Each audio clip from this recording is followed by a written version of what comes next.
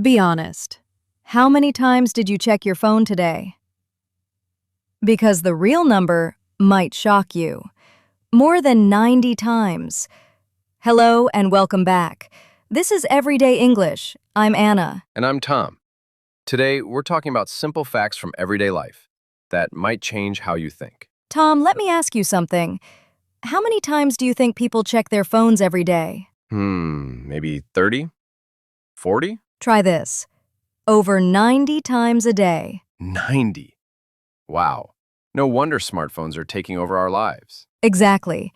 People think scrolling helps them relax, but in reality, it increases stress. That's true. Notifications keep popping up, and suddenly your attention runs off course. Nice expression, Tom. Now let's talk about something we all need: sleep. Most adults need 7 to 9 hours of sleep, but many people don't get enough. And lack of sleep doesn't just make you tired.